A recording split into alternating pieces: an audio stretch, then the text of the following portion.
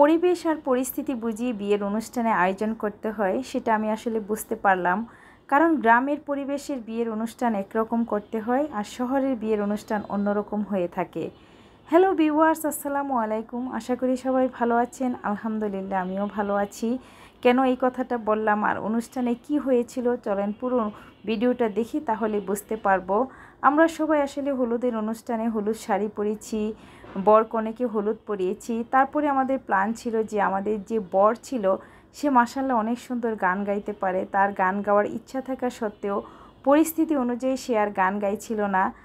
সেজন্য আমাদের মেয়ের জামাই আমাদেরকে একটু আনন্দ দেওয়ার জন্য এরকম ম্যাজিকশিয়ান এনেছে। সে আসলে ম্যাজিক দেখিয়েছে আমাদেরকে। ম্যাজিকের আনন্দে আমরা আসলে অনেক বেশি আনন্দিত হয়েছি, মুগ্ধ হয়েছি এবং অবাক হয়েছি। আমাদের চোখের সামনে সে অনেক সুন্দর সুন্দর ম্যাজিক দেখিয়েছে। কিছুক্ষণ আগে দেখিয়েছিল যে 100 টাকার নোটকে সে 500 টাকা বানিয়ে ফেলেছে। সে একটা রুমাল দিয়ে 10টা রুমাল বানিয়েছে। আমাদের কনের হাতে রুমাল দিয়ে অনেক কিছু বিভিন্ন রকমের আমাদের জাদু দেখিয়েছে। এটা দিয়ে আসলে আমরা অনেক বেশি আনন্দ উপভোগ করেছি। সেই সাথে পরিবেশও অনেক সুন্দর ছিল, খুব শান্ত নিরিবিলি পরিবেশ ছিল। সে সঙ্গে আমরা আনন্দ উপভোগ করেছি। এটাই হলো পরিস্থিতি আর পরিবেশ অনুযায়ী আসলে আনন্দ করা।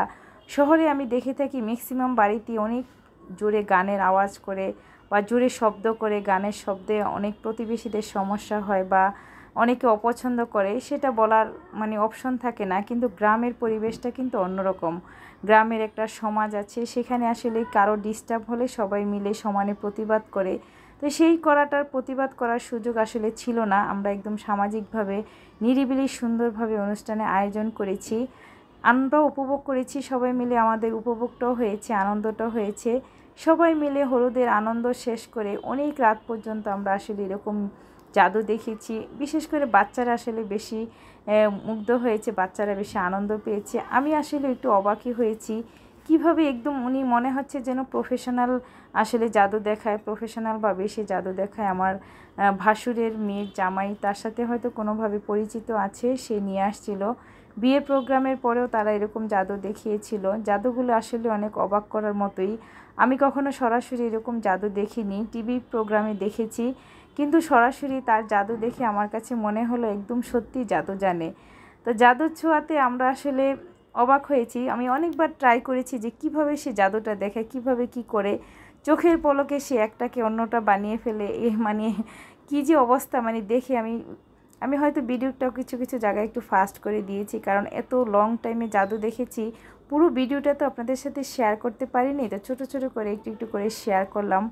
ভিডিওটা আমার কাছে ভালো লেগেছে, আমি ভাবলাম যে আপনাদের সাথে ছোট্ট করে একটু শেয়ার করি। কারণ গানের অনুষ্ঠান হলে হয়তো আমি গানগুলো আপনাদের সাথে শেয়ার করতে পারবো না, বা শিল্পীরা গান গাইলেও সেই পরিস্থিতি থাকবে না যে গানের ভিডিও করে বা কপিরাইট চলে আসবে। সেজন্য আসলে গান না হয়ে এরকম একটা অনুষ্ঠান হওয়াতে সবচেয়ে বেশি ভালো লেগেছে। প্রায় রাত আমরা 1টা পর্যন্ত অনুষ্ঠান উপভোগ করেছি। আসলে গ্রামের চারপাশে অনেক মানুষ ছিল।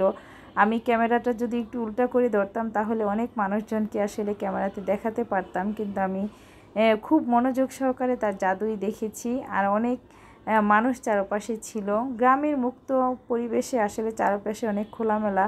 শহরে হয়তো বিল্ডিংয়ে 5তলা কিংবা 7তলা 10তলা উপরে অনুষ্ঠান করলে গায়ে হলুদের সবাই সেরকম দেখতে পারে না বা আসতে পারে না অনুষ্ঠানে ইনভাইট ছাড়া। কিন্তু গ্রামে কিন্তু আশেপাশে অনেক মানুষ চলে আসে এই অনুষ্ঠান দেখার জন্য।